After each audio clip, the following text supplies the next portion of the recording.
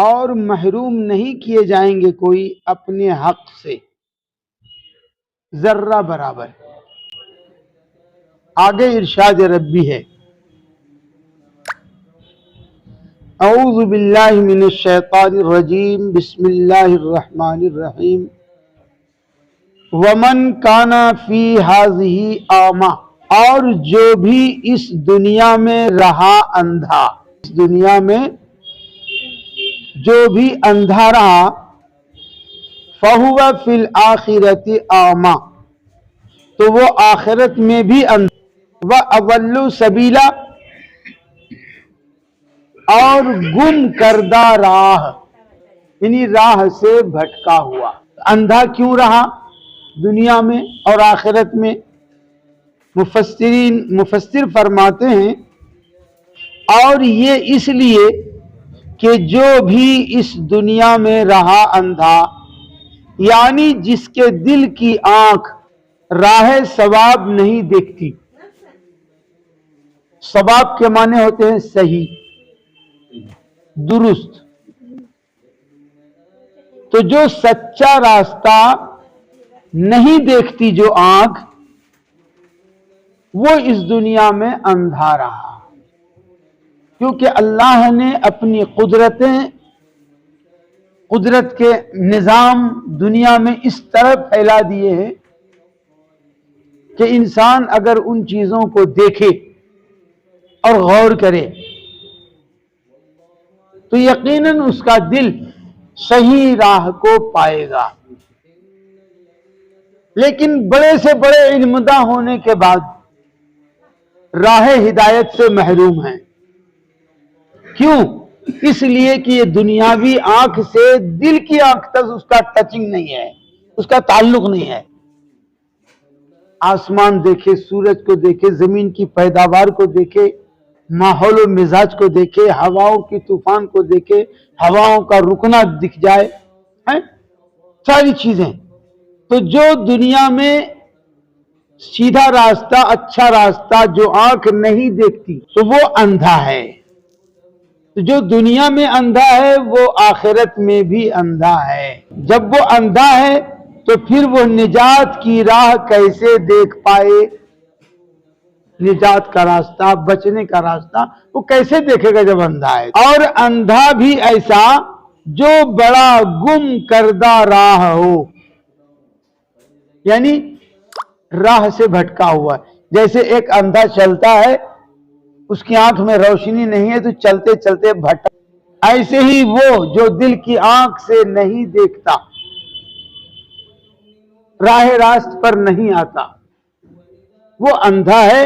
اور جب وہ اندھا ہے تو یقیناً غلط راستے پہ جائے گا، اور جب غلط راستے پہ جائے گا تو اسے آخرت میں سزا ملے گی، دنیا میں بھٹک جائے گا، وہ اس بھٹکنے کی وجہ سے اس کو آخرت میں سزا ملے گی، اس جہت سے کہ اس کی بینائی کی استعداد زائل ہو گئی۔ یعنی وہ جو اندھا ہوا دنیا میں، ہدایت نہیں پایا، تو اس کی بینائی کی جو طاقت ہے، بینائی میں جو قوت ہوتی ہے، صلاحیت ہوتی ہے، وہ اس سے زائل ہو گئی ہے۔ چاہے کتنے ہی زیادہ پڑھا لکھا ہو، اگر ہدایت نہیں ہے تو وہ اندھا ہے، اور جب وہ اندھا ہے تو راہ سے بھٹکا ہے، اور جب راہ سے بھٹکے گا تو اللہ تبارک و تعالیٰ اس کو سزا دے گا۔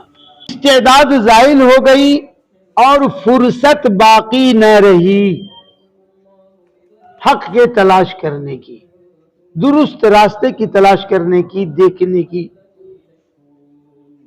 محققین کے نزدیک اس کے یہ معنی ہے کہ جو کوئی دنیا میں طاعت سے اندھا ہے، اللہ کی فرما برداری سے، رسول کی فرما برداری سے، جو بھی اللہ کا بندہ کیا ہے؟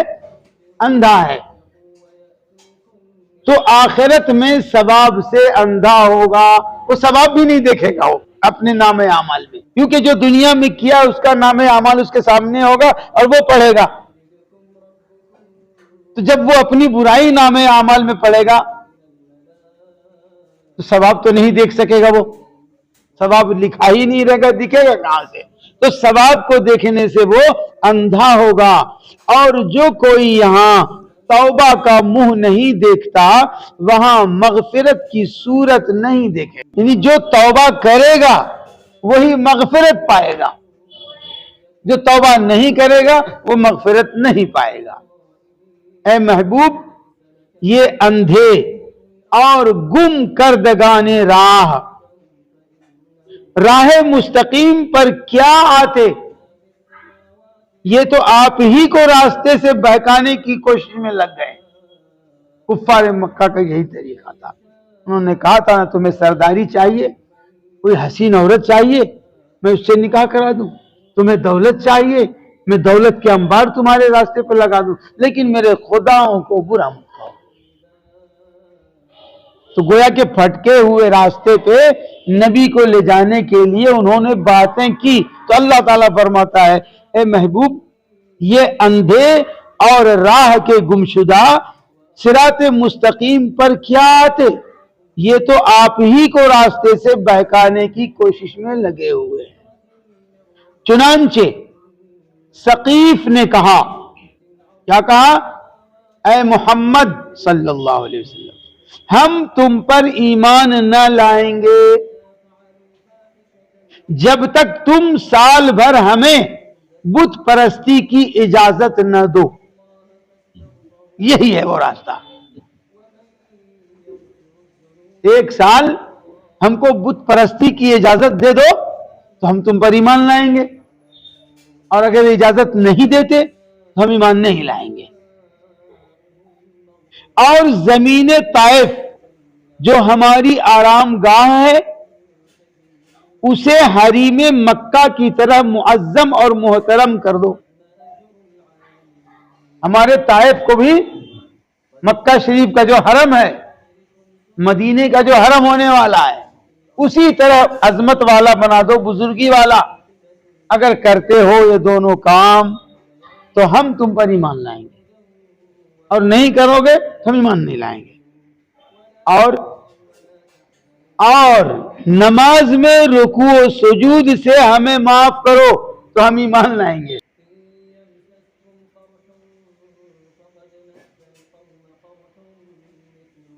اور اگر رکوع و سجود کرنے کے لیے کہو گے تو ہم ایمان نہیں لائیں گے۔